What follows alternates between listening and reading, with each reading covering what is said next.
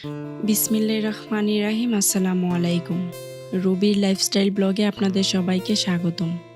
যে যেখান থেকে আমার আজকের এই ভিডিওটা দেখছেন, আশা করছি আল্লাহর অশেষ রহমতে সকলেই ভালো আছেন, সুস্থ আছেন। আলহামদুলিল্লাহ, আমিও ভালো আছি।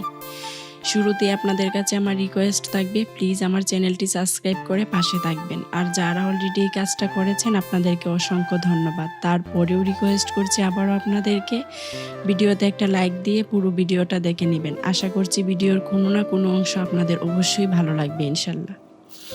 আমার আজকের রেসিপি হলো ব্রয়লার মুরগির মাংস দিয়ে মূলা রান্না করা। জানি না কেউ এইভাবে খেয়েছেন কিনা, তবে আমি প্রায়ই এইভাবে রান্না করি। ওই মাংস দিয়ে মূলা রান্নার রেসিপিটা আমার কাছে খুবই ভালো লাগে। তো আমি ঘরোয়া মশলা একদম সহজভাবে যেভাবে রান্না করা যায় আর কি, সেটাই আপনাদের কাছে উপস্থাপন করলাম। আশা করছি আপনারা না টেনে পুরো ভিডিওটা দেখবেন।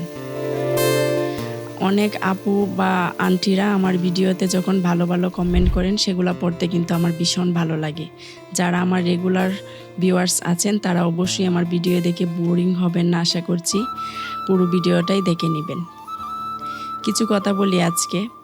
আমরা যারা ইউটিউবে কাজ করি, যারা রেগুলার আছি, তাদের চ্যানেলগুলো মাশাআল্লাহ খুব তাড়াতাড়ি দাঁড়িয়ে যায়, আলহামদুলিল্লাহ। আসলে পরিশ্রম আর মনের যে সাহসিকতা, সেটাই অনেক সময় সাফল্যের মূল চাবি হয়ে দাঁড়ায়।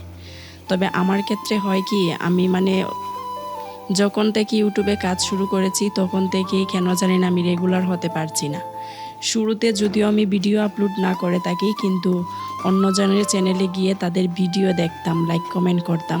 কিন্তু কিছুদিন যাবৎ আমার অফলাইনে ব্যস্ততার কারণে ফোন নিয়ে যে আরেকজনের ভিডিও দেখব, সেখানে লাইক কমেন্ট করব, সেই সময়টা আমার হয়ে উঠছে না। আর সেই কারণে আমার চ্যানেল এত কি বলবো, আর বলার ভাষা খুঁজে পাচ্ছি না, এত ডাউন হয়ে গেছে, আমি ভাবতেই পারছি না।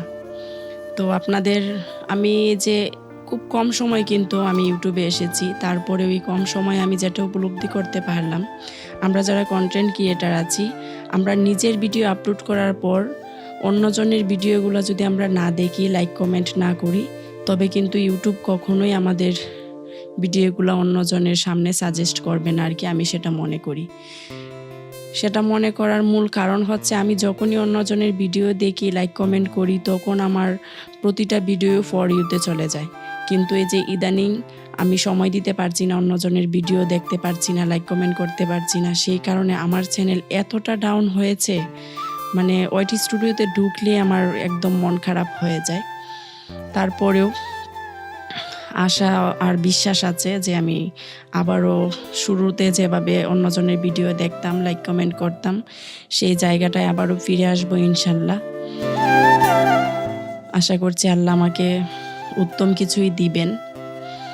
নতুন যারা ইউটিউব চ্যানেল খুলবেন বা নতুন কাজ শুরু করেছেন, তাদের উদ্দেশ্যে আসলে আমার বলা, আপনারা নিজেদের ভিডিও আপলোড করার পরে অন্যজনের ভিডিওতে অনেক বেশি সময় দিবেন। এতটাই সময় দিবেন, কি বলবো, একদম টাইম মেনটেন করে, যে আমি প্রতিদিন 1-2 ঘন্টা এরকম করে অন্যজনের ভিডিও দেখব। অন্যজনের ভিডিও দেখলে আপনার যে কতটা চ্যানেলের রিচ বাড়ে, সেটা যখন আপনি অন্যজনের ভিডিও দেখবেন, লাইক কমেন্ট করবেন, তখন বুঝতে পারবেন আসলে আমার এই কথাগুলো সত্যি নাকি মিথ্যা। আর আমরা যারা কন্টেন্ট ক্রিয়েটার আছি, তারা মোটামুটি এই বিষয়টা সবাই হয়তো আমার মনে হয় জানা আছে, যে অন্যজনের ভিডিও দেখলে কিন্তু আমাদের অনেক উপকার হয়।